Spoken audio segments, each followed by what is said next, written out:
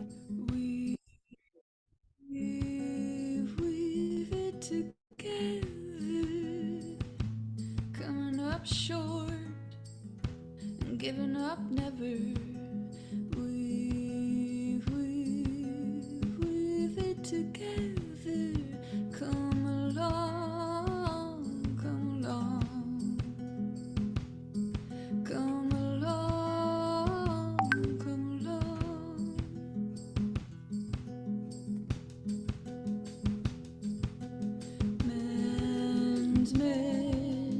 Mending it together.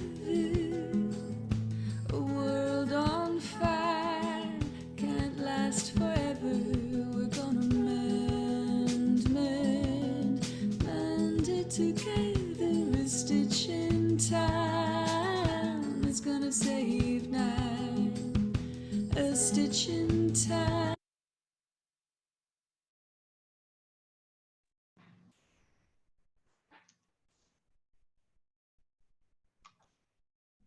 It sings a song, never stops it all. It sings a song, never stops it all. And I wanna be a catalyst for change, trying something different. I wanna change the rules of the game, 'cause even the smallest bird can fly up to the top of the tree. And I wanna be a catalyst and find out what could be.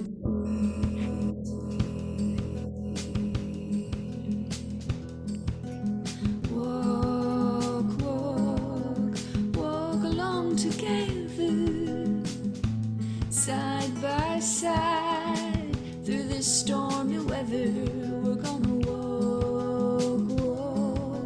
walk along together, hand in hand, hand in hand, hand in hand, hand in hand. And I wanna be a catalyst for change, trying something different. I wanna change the rules of the game, 'cause even the smallest bird can fly up to the top of the tree. And I wanna be a catalyst and find out what could be.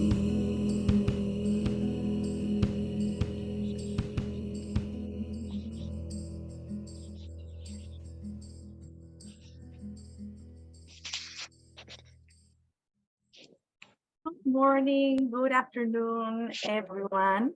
Thank you for joining. My name is Meri. I'm the Community Building and Engagement Coordinator in Catalyst 2030.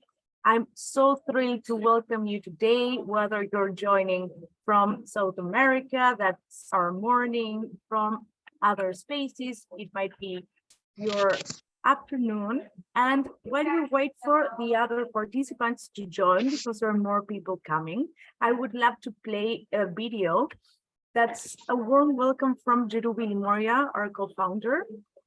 I welcome you to Catalyzing Change Week 2023. This year, we're looking at solutions from the front line, and I'm thrilled that this session presents some specific cases, and it will create a conversation around the really concrete ways that art is helping us catalyze change and moving towards the SDGs. So I'm going to share my screen.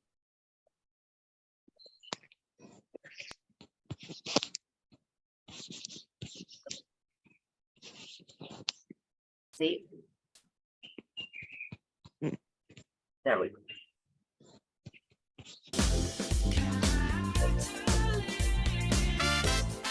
Welcome to Catalyzing Change Week.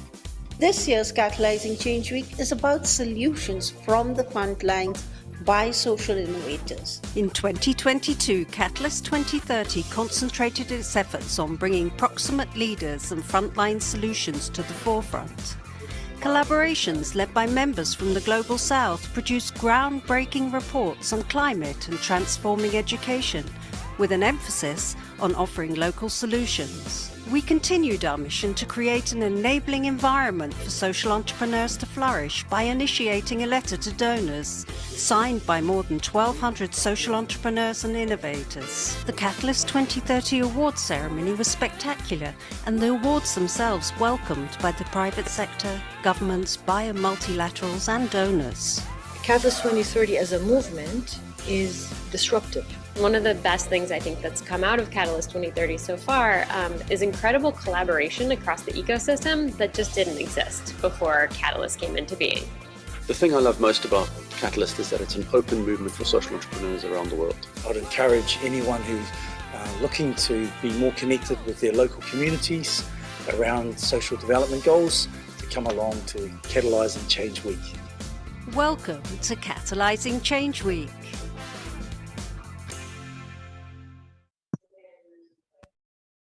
Welcome to Catalyzing Change Week. And the last thing I'll say is some of you were already sharing, but we would love to hear where you're connecting to from today. And please feel free to share all your comments, thoughts, and insights in the chat. Also, all the questions you might have, because today's conversation will also have a Q&A section at the end. So we're happy to welcome you, and without further introduction, Francine, welcome to the stage.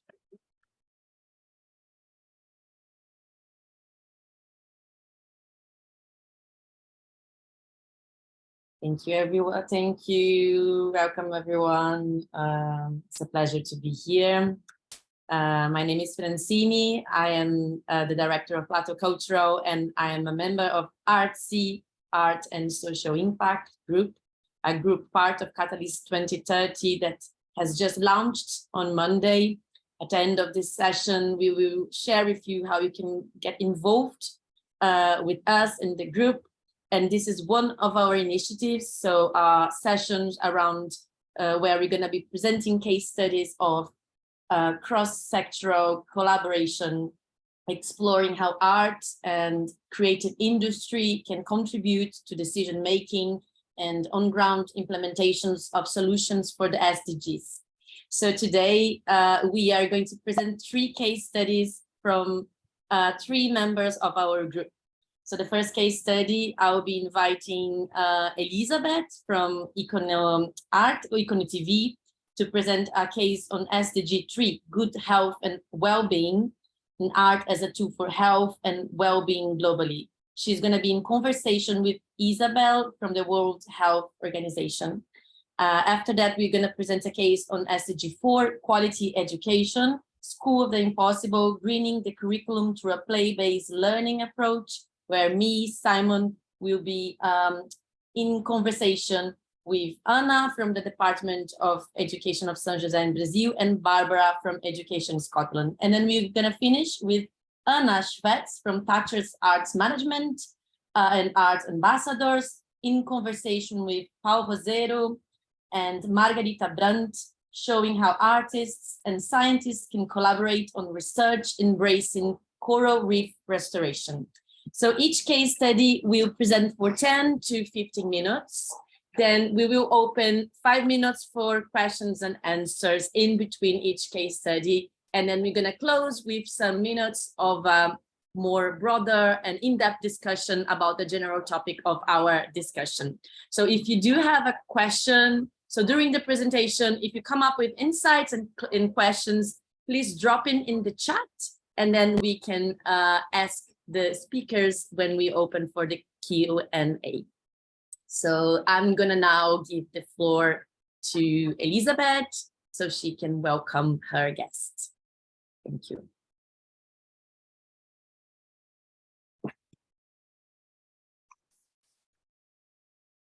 I was muted.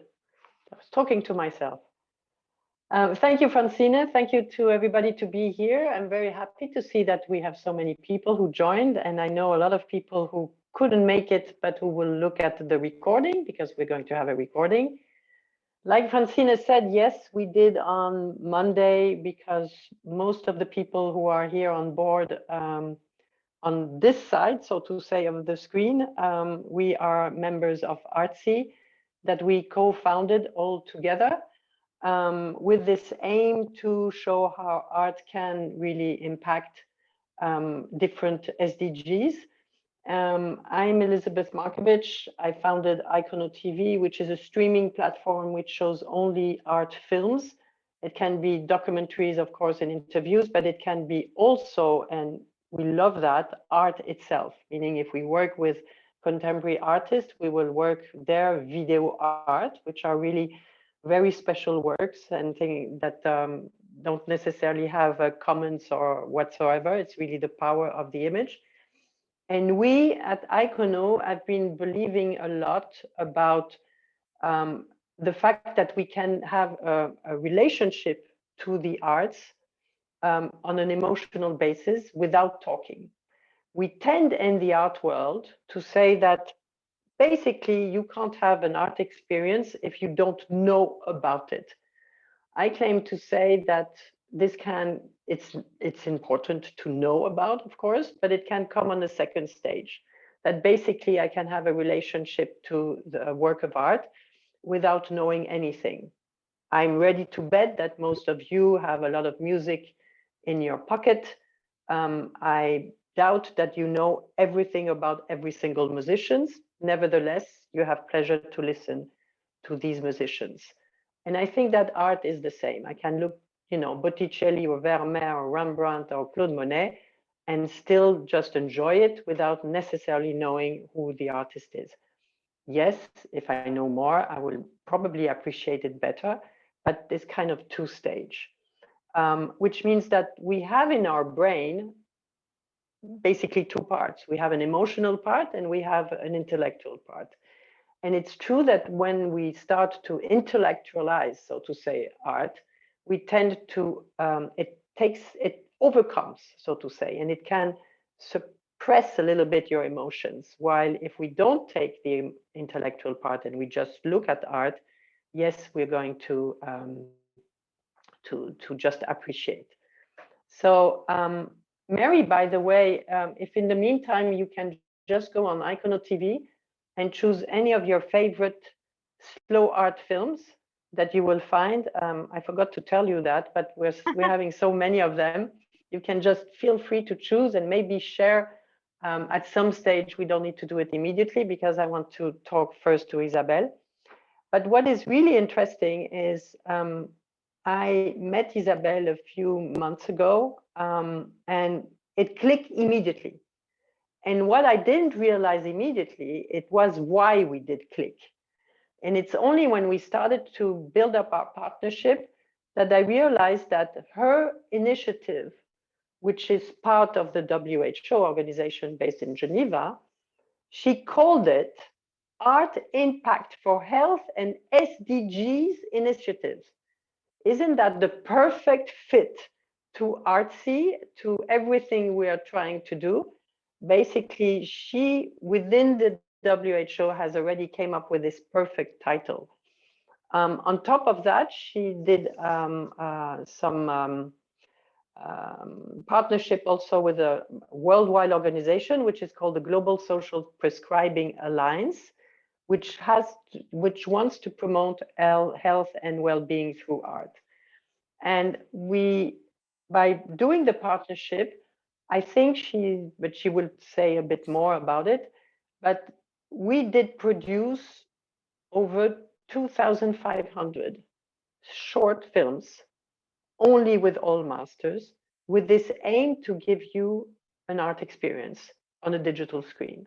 We go very slowly into the details, and instead of telling you the story, we're showing you the story. So it's a visual storytelling, because we had in the back, so to say, the art historian or artist, whoever knows about an artist, they've been telling the story to the filmmaker, and the filmmaker's job was to translate these words with playing with the camera and going into the thing. So it's not a zoom in, zoom out.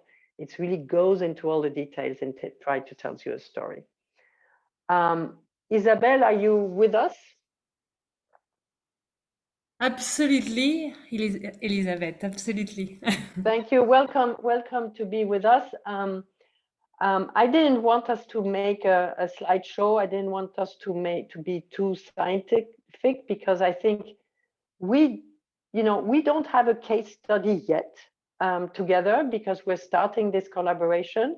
We are building the future case studies, because we're already in contact with, I think, 5 different hospitals that I found that Isabelle came on board and now is talking, because we are going to do together testing, which I did already, but not following the WHO protocol. So we're going to do that in a very strict way, following what the WHO likes to do. And we will be showing the way we're going to work is that we will build up playlists.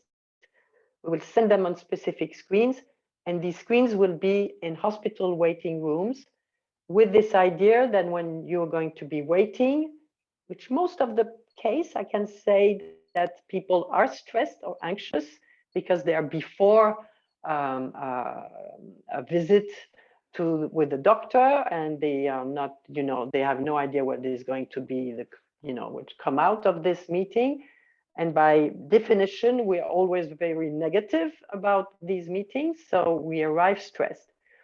There's been a lot of tests which have been done in the past, showing that if you would arrive totally relaxed in front of your doctor, you would listen to your doctor more carefully, you will understand what your doctor is telling you, and you could basically translate all the words in a more serious manner than instead of maybe picking 1 or 2 words and doing your own interpretation if you're on a stressy thing. So I think it's arriving to your at your doctor's desk in a completely relaxed thing, it can be very useful. So that's why we did pick the waiting rooms, because they're not really nice place to be waiting. And this is going to be the setting, so to say. And I want to leave now Isabelle explain, where she comes from, because it's interesting also. She's an artist, has been working for 20 years now for the WHO. And so she has a fantastic understanding of both sides. And I think I leave you now to explain this mixed. Thank you so much, Elizabeth. I would like to share with you a very brief background to understand how, from my career pathway, I came to establish what you have described so well, the bridge between the left part of the brain and the right part of the brain. Because as an artist and as well scientist, you will imagine, how you can combine the both, and specifically in your own professional setting.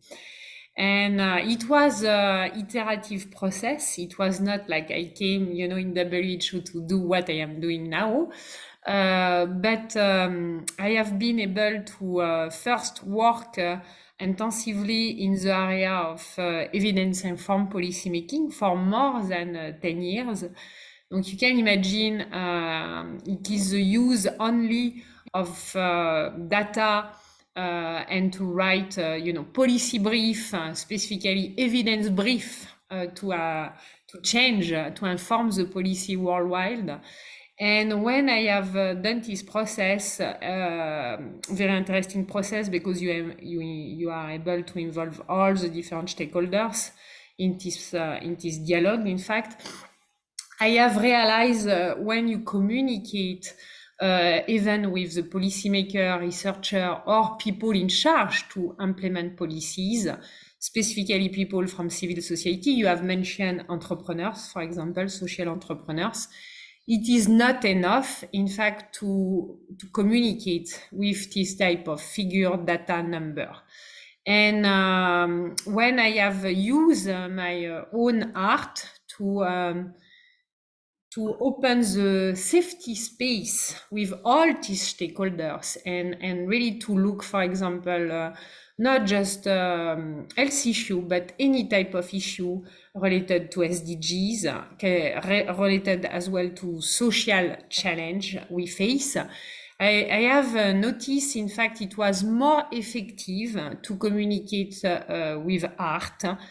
Why? Because art is really universal language. Donc, as you have described, Elizabeth, we can communicate without any specific word, specific type of language, because when you show creativity through art, music or visual expression like painting, sculpture, videos, and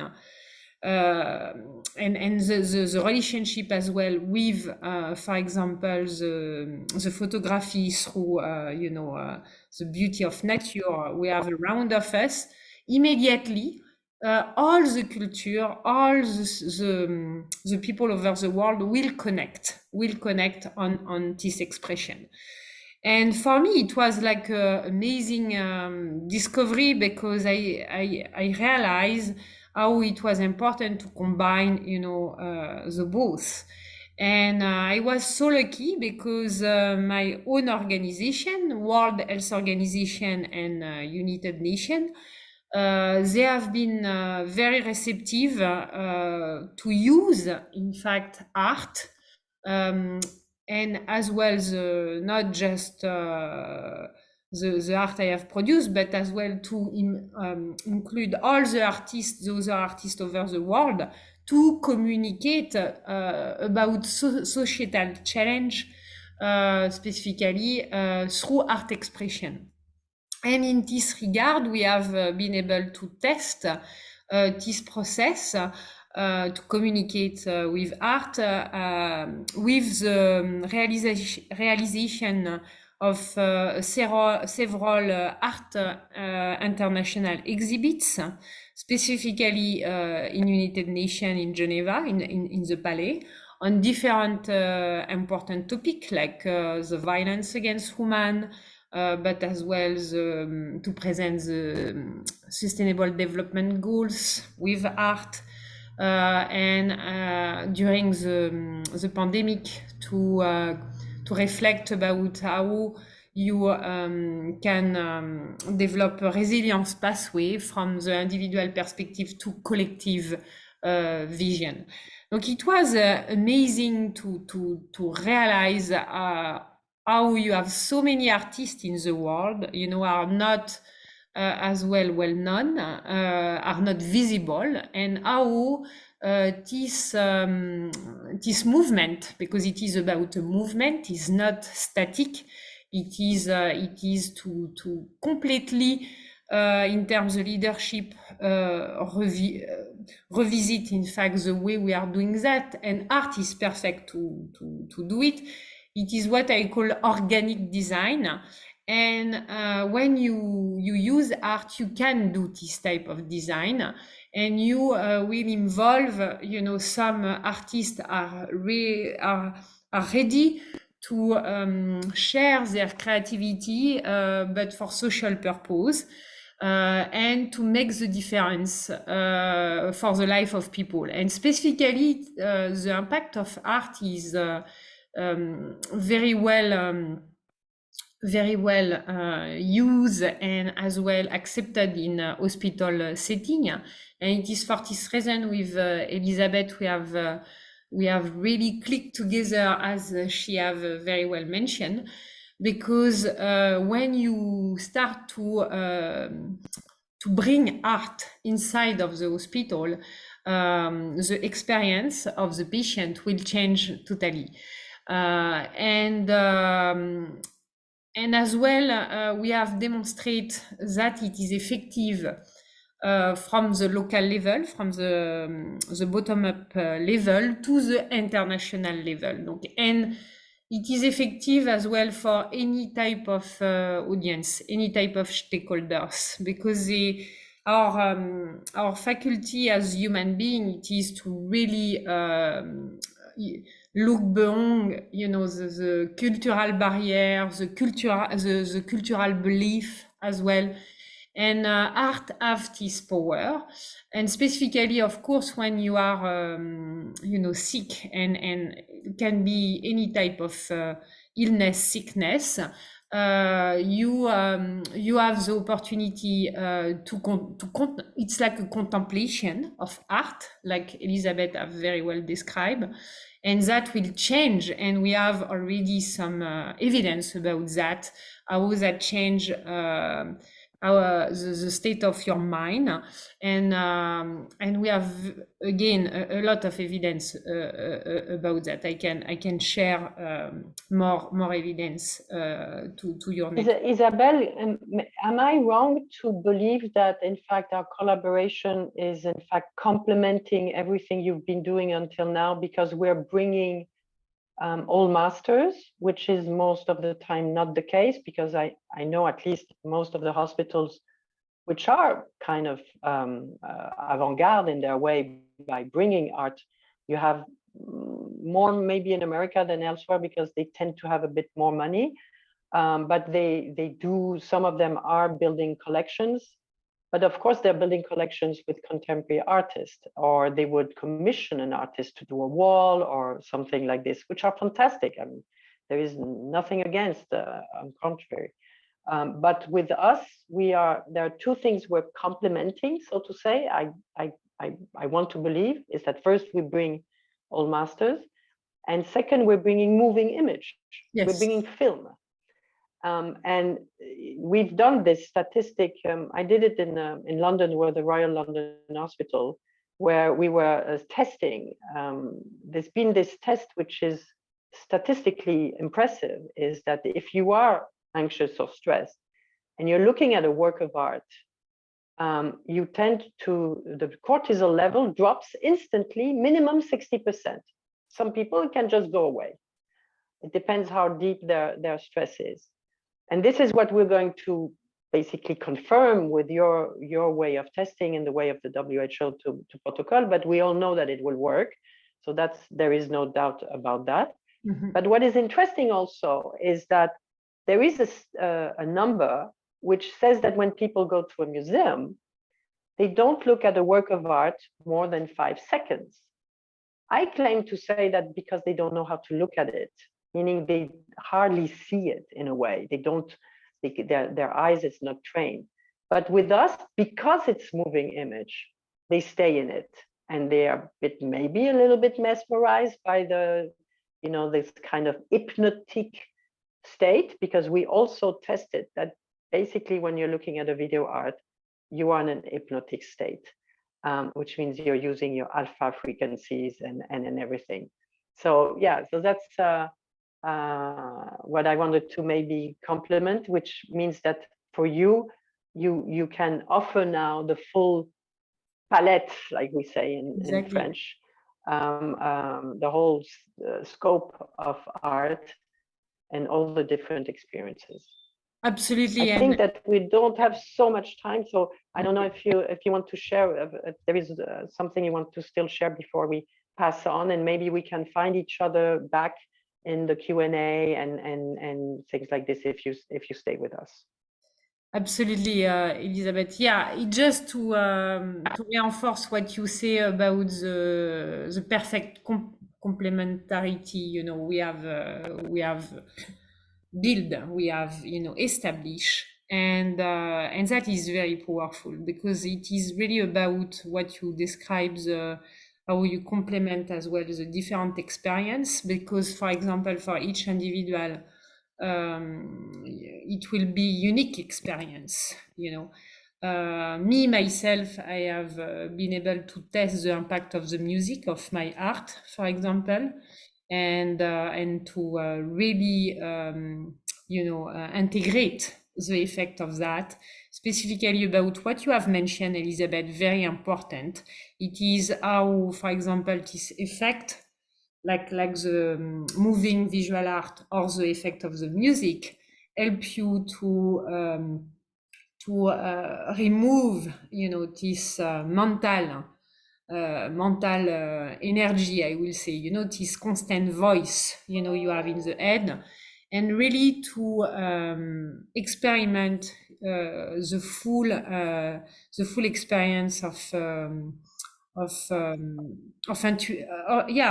the state of the mind, like, the intuition, the let it go, when you really embrace, I will say, this experience of art.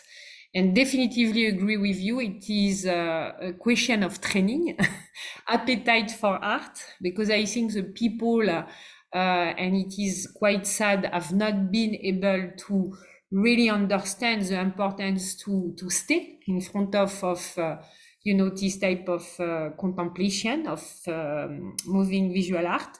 But like nature as well around of us, sometimes it is the same, because you can see the people, they are running everywhere and they are not using sometimes the time, to just contemplate, just to be in this, I will say, silent, mode, silent space, and really integrate as well the power of just life, inside of themselves, and that is just to thank you, yeah. Thank you very, very much, Isabelle, for being with us. I think to all of you, we've been showing you that that's for the SDG 3. We can at least be very efficient, and I'm looking forward for if there is any questions later. Thank you. Thank you again for your time. Thank you very much. Back to you, Francine. And Isabelle, it's really inspiring on a personal perspective for me. Like, hospitals is kind of always these cold spaces and places for trauma, for pain, for suffer, but also places for healing, places of birth, and also places of death. And it's beautiful to see how art can be a tool to transform these experiences and also re-signify these spaces. And it's interesting also to see the role of art in our well-being and health.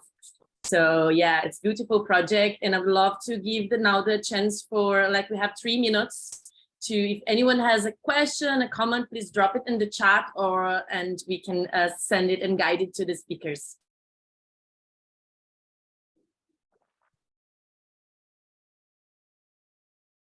You can also open your mic if you want to say anything. No one. So anyhow, you can all join us at ArtSi if you go on www.artsi.art, and we're all there. You can join us there, and if you have any questions later, please don't hesitate for any of us. So you're going to also have a chance to expand a little bit more this topic in the last bit of our session, in our broader discussion. So now I'd like to invite Simon Sharkey, my partner at the School of the Impossible initiative. He's going to present a little bit about the project, and then we're going to start talking with our guests, Barbara and Anna. Thank you, Francine, and welcome everybody. It's brilliant to see such a good turnout at this conversation, which is about cross-sectoral collaboration. We felt that was a really urgent thing to talk about, because we are a bit impotent and fed up of preaching to the choir about the strength of arts, its value and its impact on being able to move things forward. We know as artists and practitioners in this space what it does. What we're really keen to do is to have the conversations and dialogues with other social entrepreneurs who may not necessarily use art or artistry, and there's a distinction between them, in order to be able to move things forward. What I'd like to talk about and introduce you to some people that we have worked with in that realm of different sectors working together to achieve similar and the same goals, is School of the Impossible. It's a brilliant project that Francine and Plateau Cultural created in Brazil as part of an international teaching artist collaborative commission to look at the application of arts and creativity in tackling people's awareness and behaviours around climate change and climate impact. The pilot happened in Florianopolis in Brazil, and pretty soon after that, we had an opportunity to work with British Council in international collaborative projects, which brought us together. And we opened up. Sorry? Just the pilot happened in San Jose, Santa Catarina. San Jose, yeah. And we opened up another pilot in Scotland so that there was international collaboration. But the most important part of that was that we weren't doing that in isolation as artists. We were doing it in tandem and in really close cooperation with the local authority, education authorities, but also by inviting in experts from the education departments to guide and to get involved and to be able to make it work. We have a little video to give you a sense of what the outcomes and the outputs were. And then what I'd like to do is just give a brief introduction to Barbara from Scotland and to talk about how Education Scotland as a partner or Barbara as a consultant as well, was able to make it work within the education system. Francine, if you'd like to show the video that gives people a sense of what we were doing.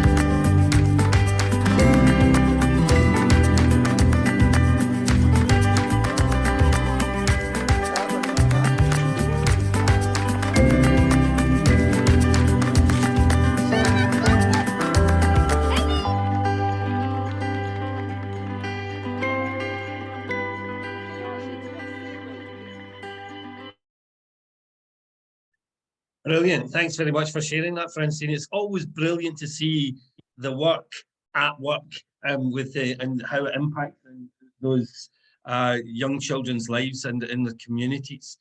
And the other thing that I think is really clear and important from that video is how engaged they were, and how that is a different way of being able to learn and teach. And in Scotland, we're very lucky because we have what we call the Curriculum for Excellence, or the Scottish Curriculum. And Barbara Gray Atherton is part of the team in Scotland's Scottish education who develop creativity into the curriculum. And I would like to pass over to Barbara and just invite her to talk a bit about how the cross-sectoral relationships between education and arts and artists works and what impact it has. Barbara, I'm going to pass over to you. Thanks. Thanks, Simon. Thank you. Yeah, I mean, before we go on, you could see the engagement, as Simon said, of those young people in that film, and it was no different in Scotland. It was just the same. Great excitement, great engagement, fantastic learning going on across the curriculum.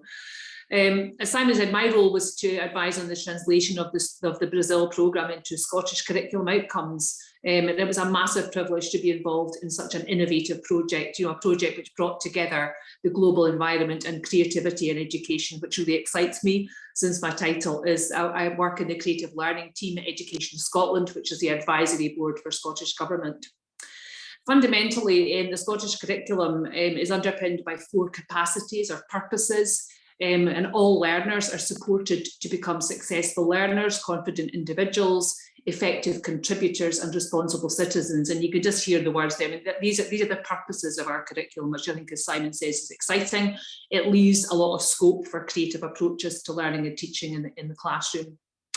We also have 4 broad contexts for learning: interdisciplinary learning, opportunities for personal achievement, the ethos and life of the school, and curriculum areas. And again, this project, School of the Impossible, brought all 4 together, with probably the most emphasis on interdisciplinary learning, but all the rest were there as well.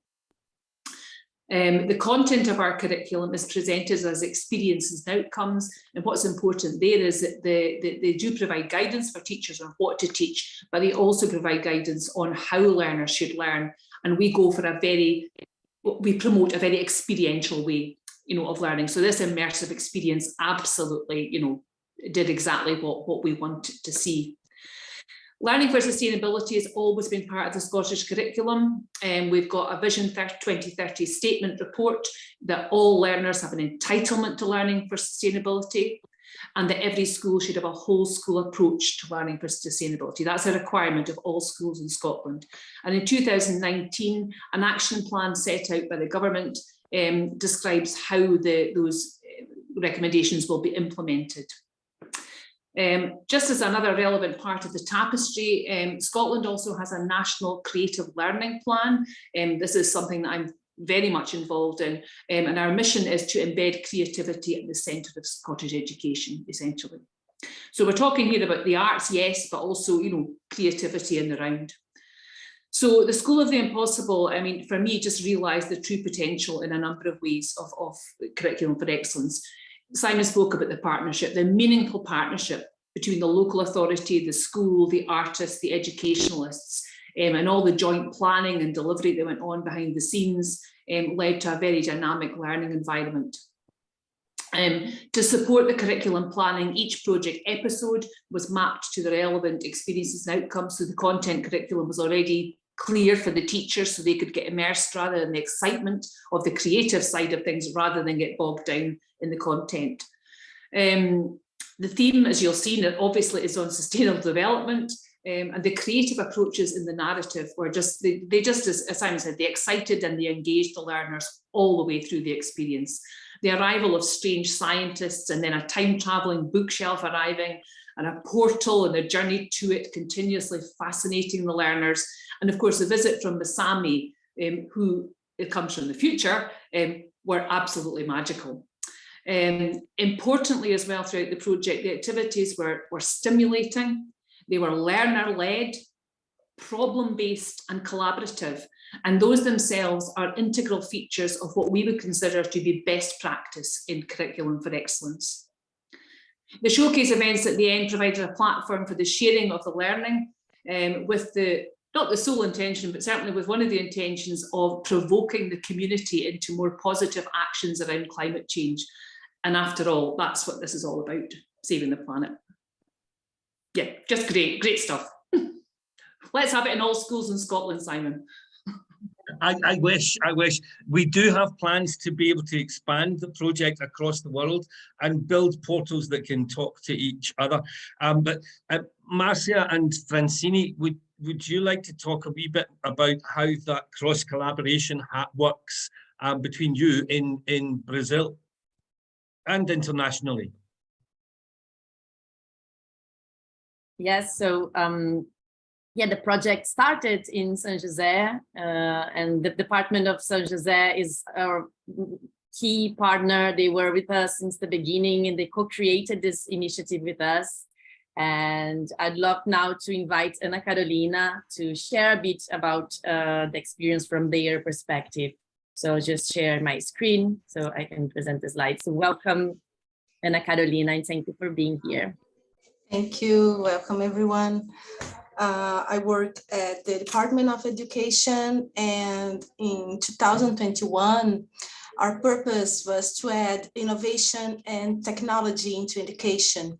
In addition to machinery and equipment, it's much more than that, right? In education, we think about innovation and how technologies transform or can transform society.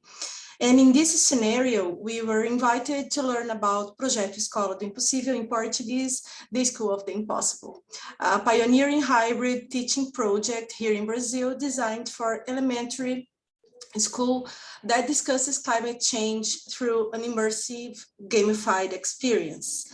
And the Plateau Cultural team, Marcia and Francine, we started the meetings before the start of the project in the schools, and we were able to construct the project with the teachers before the implementation.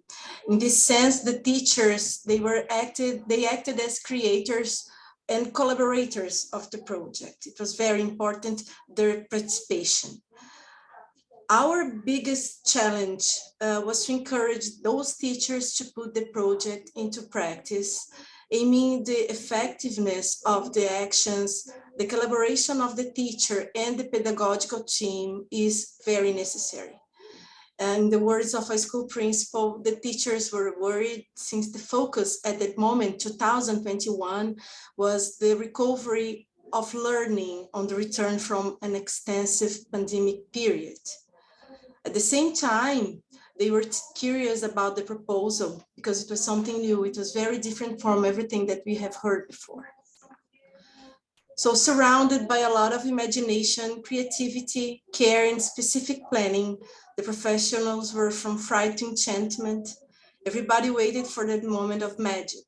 We could see our students becoming more curious, more observant, and more astute. The activity, as we could see in the video, it begins with a mystery, the disappearance of books from the shelf that had been in the classroom since the beginning of the project, following clues and developing group dynamics that demonstrate the perception of collective care for the planet. The students discovered that the portal is located in the Atlantic Forest, in the Parque Ambiental de Sabiás, which is one of our environmental schools. We have two environmental schools here in São José. One is called School of the Sea, and one is the Parque Ambiental de Sabiás. The path of the portal is full of teachings about the native forest, and little by little, the students find the books that were missing. Excited with so many discoveries, the children go to the auditorium of the School of the Environment to write the content of the books with tips on environmental care.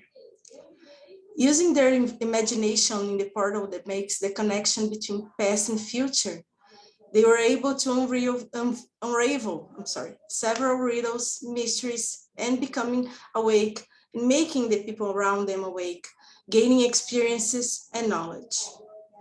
Our students were able to argue and try to solve problems that they experienced. The deforestation, garbage, polluted water, destruction of the planet. And they started talking about preservation with sustainable actions, starting with small gestures. The immersive theater experience proposed by the project was a very pleasant surprise. The feedback from the teachers and the school principals and the students, it was extremely positive and made us reflect and modify the continuing education offered to the teachers in our network, extending and multiplying the format used in the project's actions for everyday school life. So this is a little of our experience with the project. It is really changing the day-by-day activities in our school and also the teachers' experience with the children.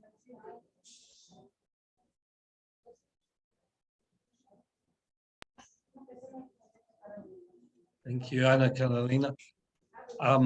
I think we may have run out of time, Francine, for questions, but we can perhaps have them in the next bit. Or do we have a minute or two? Yeah, if anyone have a question about this case, please drop it in the chat and we will have a chance to answer at the end. Thank you very much, Barbara. Thank you, Ana Carolina, for the amazing, contribution to this session. I will now invite our colleague, Anna Shvets, to guide our third and last case study. Hello, everybody. Hello from Quito, from Ecuador. And I just want to bring some freshness and some biodiversity to our conversation because we are working with corals. And today I'm more than proud to present my colleagues, Margharita, Brandt and Rosero Contreras.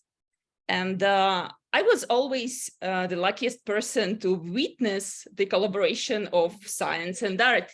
And I want now to present the work that we are doing to you, and maybe we will think together what other solutions we can find in collaboration of art and science. So my first question will be to Margharita. Margharita, hello. Can you please tell us a little bit about your scientific career? You worked a lot with marine species, you worked a lot with corals, and for some time already, you are working in this beautiful initiative that is called Reef Revival. Can you please tell us more? Yeah, so I was born in Quito and I studied here in Quito applied ecology. I wasn't really sure that I was going to be a marine ecologist. Quito is in the highlands, but it was not until I went to the Galapagos Islands that I fell in love with the ecosystem. And little by little, I started just to get specialized in marine ecology. So I love invertebrates, which are those creatures that a lot of people don't pay attention. I mean, if you think about marine biology or marine ecologists, you always think about whales, sea turtles, sharks, but there's a huge diversity of life in the ocean that nobody knows. And so those are the tiny creatures. So one of them are the corals. Corals, they do look like plants, but they are actually animals. And they are very important for the ecosystems. They provide a lot of jobs, food. So they sustain humans all over the world when they exist. And in the Galapagos, even when I started to work there, which was maybe like 20 years ago, I didn't know the coral reefs as they used to be because we lost a lot of them due to climatic events, like extreme events like El Niño. And so we lost 97% of the coral cover in the Galapagos. And it was not until recently that we started to think about solutions, okay? And so with in collaboration with an alumni from USFQ, which was my student, he had this brilliant idea of starting for the first time in the Galapagos a restoration initiative. Which has been happening in the world like for a while, but it was the first time in the Galapagos that was being done. So to get you an idea what it is, it's just like you cut little pieces of a coral, of a healthy coral, and then you put them in a nursery. You will see, I think, some pictures and some videos of that. And so when you put them in this nursery, they will grow faster. So you take care of them, they grow faster. And then when they have reach size enough that is healthy, then you transplant them back to the ocean, back to the seafloor. And that's exactly what we are doing. We have some really good results. And yeah, that's it. Yeah, thank you, Margharita. And now, before I will give my give microphone to Paulo Rosero Contreras, I want to share the video that will, Meri, can you please help me? Yes. So you are a co-host. Okay, cool. Okay, I'm sorry for this mess on my screen, but yeah, just a moment.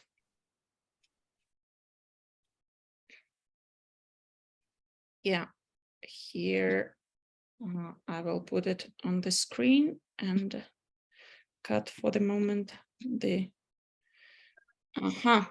So, Paul, can you please tell us about your background and your work? And we can see now the video that we made after the latest expedition to Galapagos that you will show on the exhibition that is called Dark Paradise, prepared specially for Catalyzing Change Week.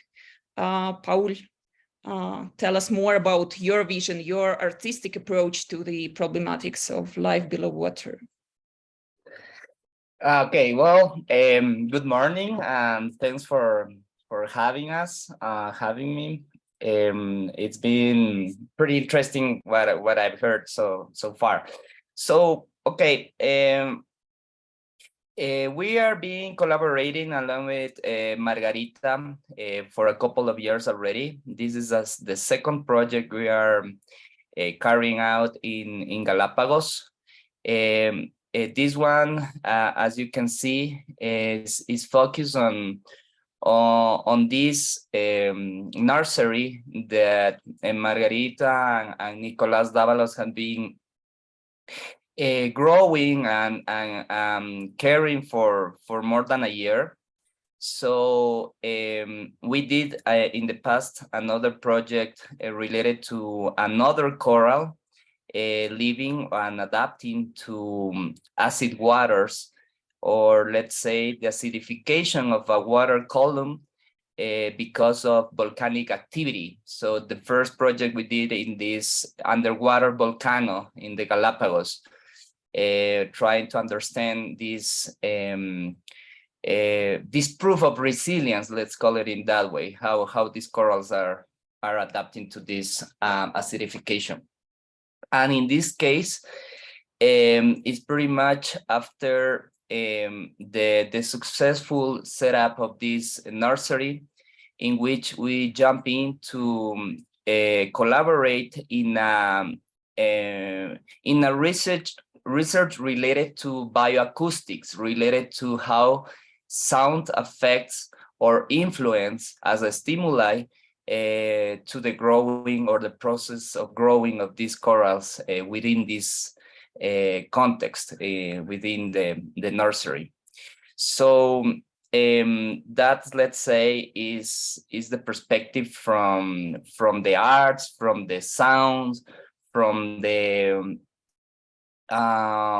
let's say this kind of behavior that marine animals also have related to sound, and how sound and frequencies are pretty influential to the life of these animals and the life below water in general. So my background, my expertise is related to media, to new media, to art and technology. So here we are using different technologies as well. As you can see, like underwater cinematography, but also underwater sound. And that's a pretty, for me, is a pretty amazing and interesting, pretty wide open space to investigate.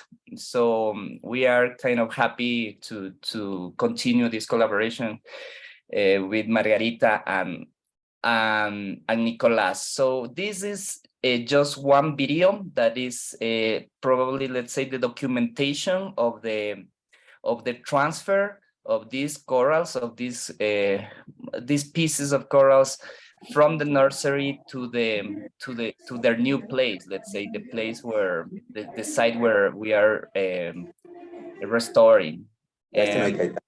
So probably, Anna, it will be nice to share a little bit of the digital exhibition. So where we have some sort of presentation of this work in progress, so you can see a little bit more about this. That's from my side. Thank you so much. Yeah, thank you, Paul. As you see, it is all very visual and very beautiful. And here I was like silencing the sound, but I really invite you to go to the exhibition, and I will show you some walk around there now and listen to the sound, because it is really beautiful to understand that the sound of healthy coral reef, it is different from the sound of like reef that is dying. And we are trying to understand what is the relation and how sound can really help us in this and in looking for solutions to make our planet full of corals again. Just 1 second, I will show you. I will show you something else. Just a moment. I think we are at time now. Yeah. So we can see all your chats and your emails. Your privacy is gone, Anna. Yeah. I have So nothing the to next one, that one, that tab. Yeah. Yeah. So what we prepared specially for Catalyzing Change Week, it is here. So we can start it like a guided tour. We are going here, and we invited also Charles Darwin to present the project. Here you can read some information about who we are and what we are. And here you can see the team that was working on this project, and Margaret and Nicolas and our guys from underwater. This is the photo from the first expedition when we went to Galapagos Dark Paradise. That is our initiative where we are trying to connect art and science. Those islas. Can we see the video or the pictures, not the logos? Yep. Yes, sure. Yeah, let me go. Probably how we use this artificial intelligence to make Darwin and Lynn Margulis and also Jacques Cousteau to talk about our project in a very transtemporal way. I'm Margulis, an American evolutionary I love biologist. Margulis. Yeah. I dedicated many years of my research to the significance of symbiosis in evolution. Symbiosis is any type of close and long-term interaction between two biological organisms of different species, termed symbionts. Corals live in symbiosis with algae. In this room, you'll submerge yourself into the water surrounding Roca Redonda, an underwater volcano in the Galapagos archipelago, where the team found invasive corals adapting to the acid water column produced by volcanic activity. The process might be compared to the destructive one, caused by global air pollution absorbed by the seas. Yeah, so yeah, as Paul said, we were inviting like those who are really inspiring for us. And here you can see some photographs that were taken underwater, like 30 meters close to Roca Redonda volcano. That is very huge, like almost 6,000 meters. That was the first expedition that we did. And then we are going to the recent expedition that was in February this year. So here you can also see some videos and how we work. Anna, yep. While you show us, I think there's a nice question about Simon. He's saying, I'm curious about whether the corals responded to melody and structure as well as frequency. Were you able to measure which type of music they preferred? Paul, what do you think? Yeah, I was reading that question.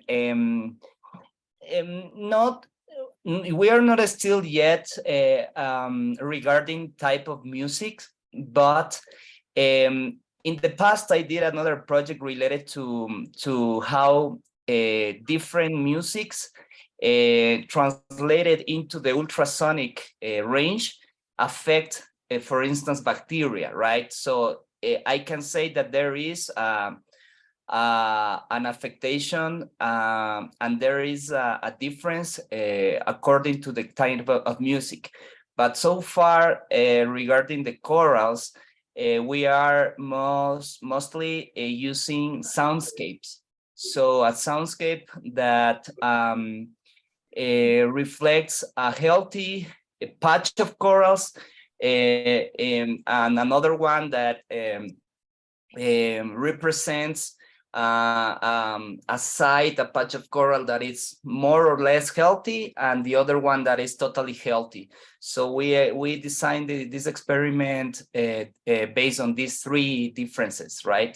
No sound, more or less sound, and pretty noisy sounds. So noise represents health. So that's more or less the relationship to in the underwater environment. Yeah, and just to complement that, that's exactly where our collaboration for this project was born, because we had this knowledge that healthy reefs sound differently.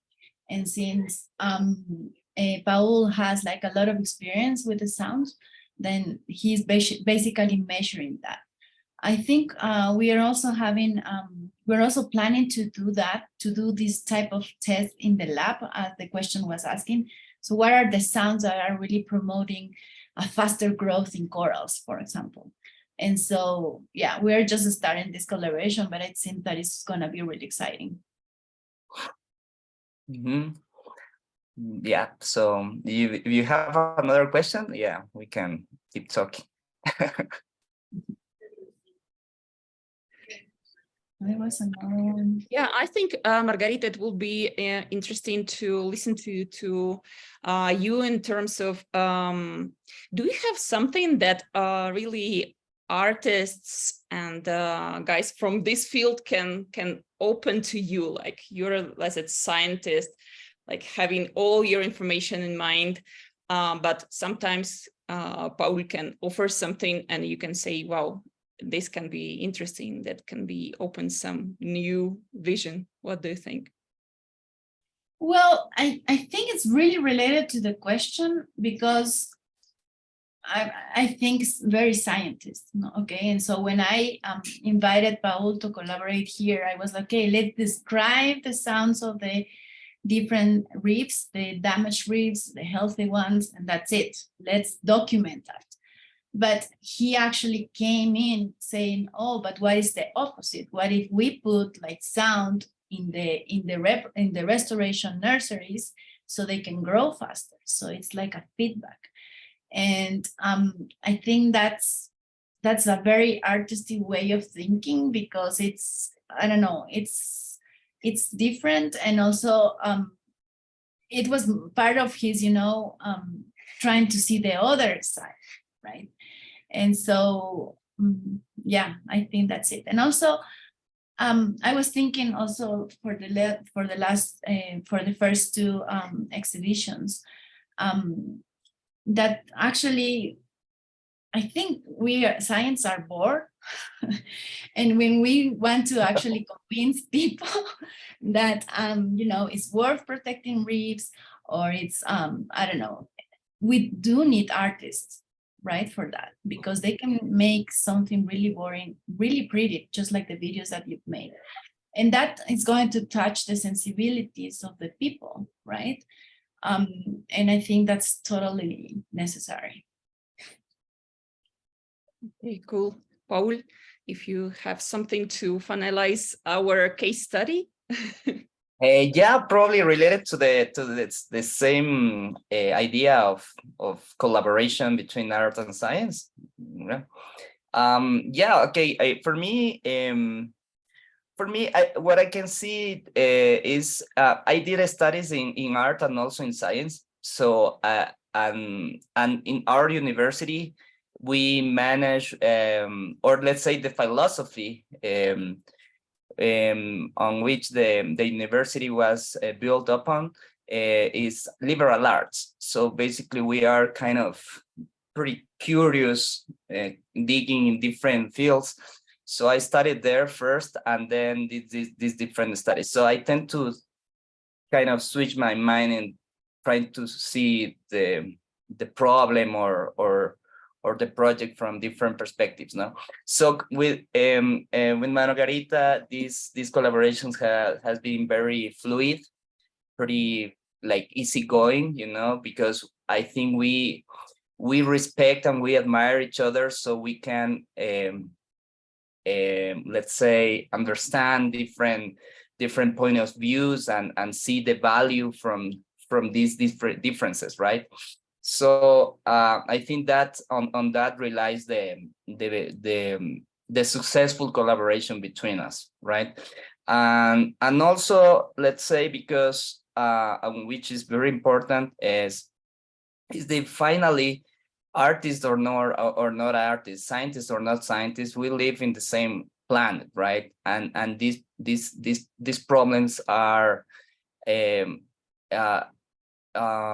these problems belongs to anyone, right? Belong to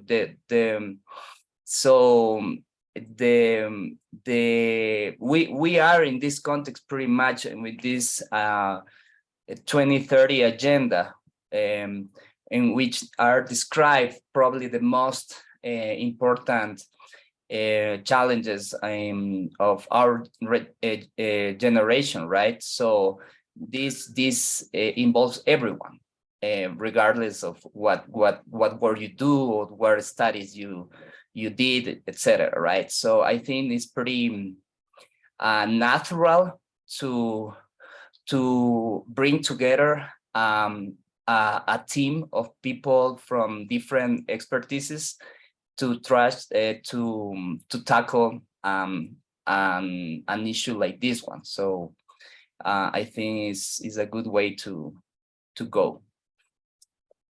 Yeah, thank you, Paul. Thank you, Margharita.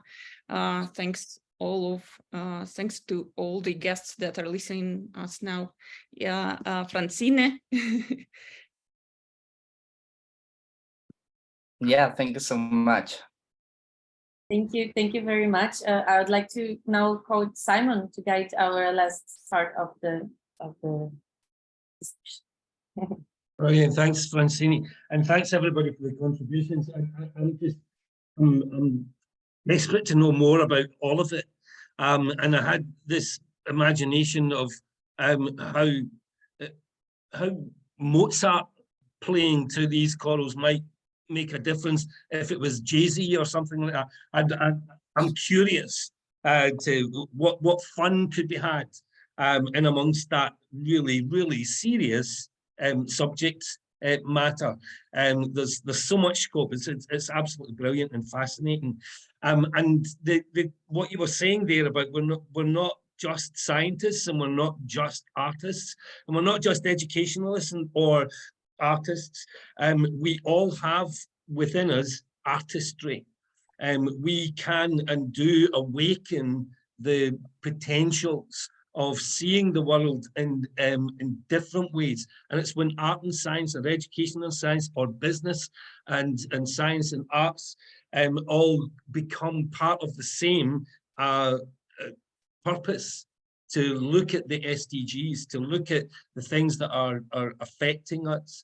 And I'd like to be able to open up the floor to our visitors to share some of what they are thinking, or it might have prompted something.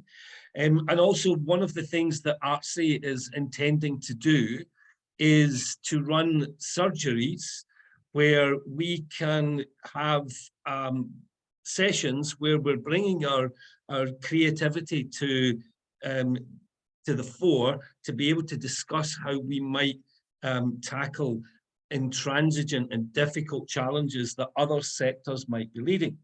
So if there's anyone within the the room at the moment who doesn't work in arts or creativity and who does have other challenges and problems that they think might benefit from a creative or artistic viewpoint on it.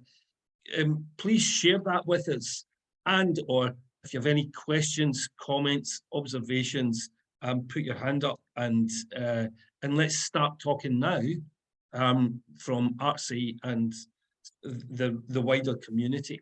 So I'm inviting people to put their hands up and have a chat. Simon, I will just add one thing after all these wonderful presentations, and really thank you because they were really cool. For Paul and Margharita and Anna, I will add that to experience, because Simon was pointing out Mozart. You might know that Mozart is considered as having the most frequencies, elaborated. There's been tested on newborns, which have very deep psychomotor problems, and you can basically make them reborn. And it has been tested on animals like cows producing more milk. So I'm sure that Mozart is definitely something that we should be, you should be testing, guys. I agree. And I think also that what Paul was saying, that Paul is a special case in the fact that he's not only an artist, but he's also a scientist, even if he's working also as a scientist, but he has the two in himself. But I think that's exactly the purpose of ArtSi. It goes back to the fact that we need to go back. If you take a scientist, I claim to say that there is one thing in common between the two, between a 100% artist and a 100% scientist, is they both do research. There is a moment where they're deep in research. It's just that the scientist is going to come out with data and the artist is coming out with a work of art. But this process, and I think this is exactly where you two, Margharita and Paul, have been meeting, is in the process. And in the process of research, how is going to be your common out, so to say. And I think this is the perfect, it's a wonderful example of how things can, it should be. And it comes back to, Francine and Simon, what you've been sharing, the fact that we have to reinvent school also. We have to reinvent all these way of education and mixing all this all together. And not only school with science and environment, but in every single education. So I know there's been some alternative schools like Walsdorf or others who've been trying, they do that, but they're not yet completely there either. So there is really things to be reinvented, mixing all this with art. So that's it for me. Thank you, Elizabeth. Priyanka, I hope I've pronounced your name properly. I see you have your hand up. You're muted. Yep. Go ahead. Unable to mute. We can hear. Oh, you're back to muted.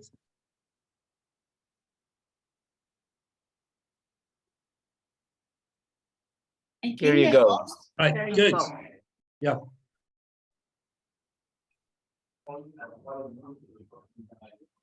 Yeah, perfect. Here you go. Priyanka, did you want to ask a question or make a comment? Or In the chat. What's in the chat? In the chat. Now you can hear me. Okay, for some reason I was not able to unmute. No, we can hear. Yeah. Okay. So congrats, firstly, Elizabeth and Anna, two people I know in this group, for launching ArtSi. My heartiest congratulations. And we accept members, by the way. Yes, I'm going to click on that link. So as the two of you know, I've been working on this project in the northeast of India on building flood resilient communities, and so I have a very technical background as well, but I was thinking of how art, especially theater, is a very good way of spreading information amongst, the last mile people here, which are the villagers, the people who are actually suffering from these floods. And yeah, so I am very, very much touched by this topic and would love to collaborate with you all, get more ideas.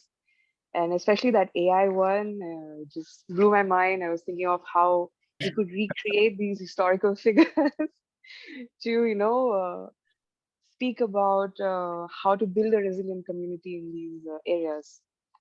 Another thing to test whether it would create panic or be actually taken with some sense of urgency. But yeah, thanks so much for creating this community. Priyanka, can I ask you, is there a specific challenge in your work, working with those communities, that that you find difficult to overcome, and that we might be able to say, have a creative brainstorm session over a specific challenge?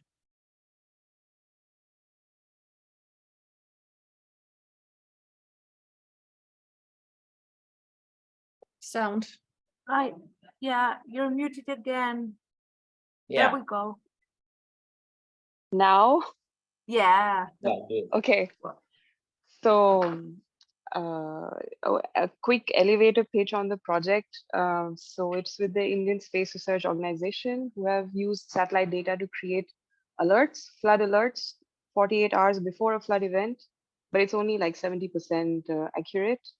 And it's not even reaching the most vulnerable population, because these are people who are losing their houses, with the flood water every day after day, year after year.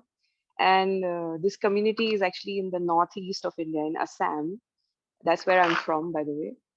And Assam is like predicted to be the worst affected place on earth because of climate change, exacerbated floods.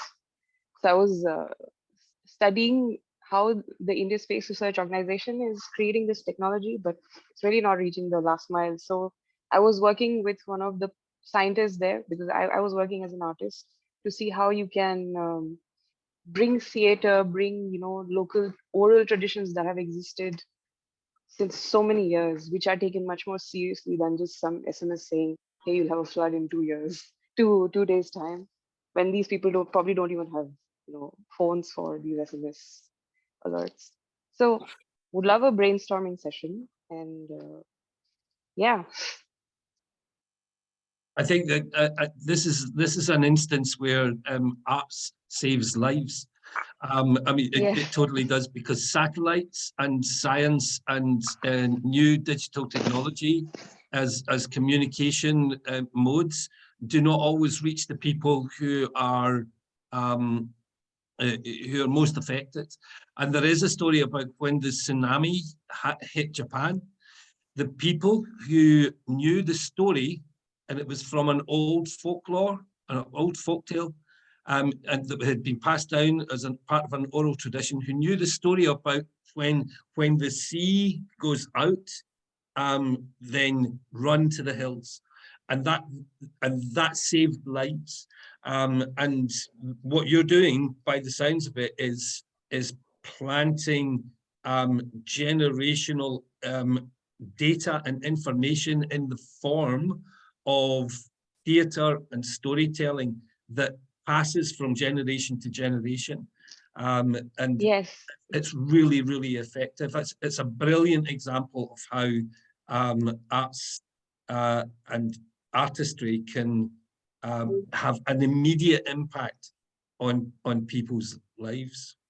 Anyone else want to share or ask questions? I'm conscious we've only got 5 minutes left, and I do need to hand back to Meri to be able to close. So any last thoughts? Or Simon, this is more interesting than what I have to say. So okay. You can have the full 5 minutes. Okay, cool. Any other hands going up? I think Carrie had her hand up. Yeah, it was Yeah. a little bit of a comment, and first of all, thank you, really inspiring. And I what I heard coming from where I am, which is someone who's done a great deal of work around play and performance and social change, was that part of what you're calling for is a reorganizing the relationship between imagination and reality, and to be able to make use of the human ability to imagine in addressing the problems we have. But that requires at every level a reorganization of how we've all learned to learn, how we've all learned how to move forward, which has involved knowing being the primary beginner, right? As opposed to imagining and playing and all the ways that we learned when we were very young. So I just really appreciated that aspect of all three presentations of a bringing creativity and imagination to bear, which is our edge as a human species, it feels like. And so thank you. I really appreciated that. Thank you, Carrie. If you don't mind, I just want to mention that we worked with Priyanka on the project that was called the Art Spaceship. It was the project that we were presenting together with real space engineers who helped us to build the digital space to show artworks from 24 countries. So space can be also the topic where we can collaborate, because we have this experience already.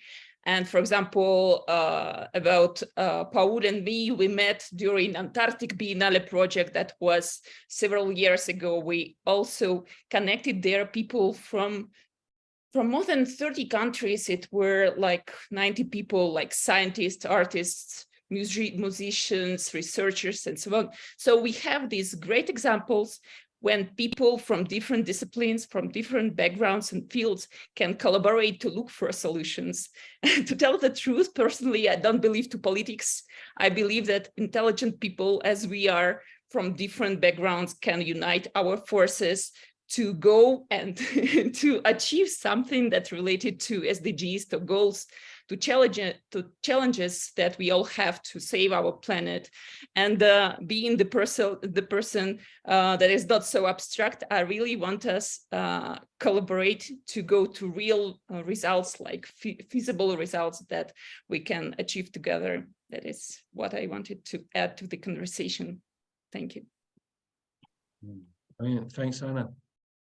If I may just also add that I'm very grateful to be part of ArtSi and to see the direction we're going, and to start bringing more examples to life of where, you know, I used to say STEAM for sustainability. So like, for example, this project that Priyanka you're doing, to take that and extend it to bringing the architects into the picture and the scientists to come together in creating solutions that would provide resilience in those communities, so that the next time there's a flood that they don't have to lose their homes. And I would love to see the collaboration go in that direction, and that we start meaningful engagements that engage the arts to create real life artwork that brings joy to people's lives. I'm really grateful to be here. Thank you. Peace. I guess if there's no more questions or comments, that we should bring this to a close. One final thought from me. I heard someone talk about communities like ours being like mycelia. It's massive, it stretches, it connects, and it's underground. You don't always see the work that is going on, and where those connections are effective, until a mushroom pops up or it begins to feed a tree or a plant. And I think there's lots of examples of little mushrooms popping up around the world here. And actually what we really want to do is have everybody understand the strength and the structure and the potential and the possibility of this mycelic community that we have. And I'd like us to focus in on that. How can we be stronger and more productive? More mushrooms, more trees, more stuff that's going to change the world. I'm going to pass back to you, Meri, to bring Amazing. the thing to a close. Thank you all. It's super inspiring. And I love that we got also to not only to share specific cases, but also to listen, for example, to specific needs and already start brainstorming. I think one great part of the ArtSi movement is also being there to help other projects find their way into creativity and really embrace their impact and augment the impact. So I think it's wonderful that it happened inside the session already. Just to clarify, I will be sending an email to all the registrants and participants with all the important links of the ArtSi. So if you want more information on the arts movement, where you can find it, if you want to join, where you can find it, if you want to check out the 3D exhibitions, what's the link to get there. So I hope that you can go through the information and you can also share it, because as Simon was saying, we're all part of this mycelia, and one of the things I love the most about mycelia is like they are always transporting information from one place to the other. So let's also acquire that characteristic and spread the word and help more people know about this movement. Thank you all again for your commitment. It was wonderful, and enjoy the rest of the day. Thank you very much, Meri, and to everybody. Thank you, guys.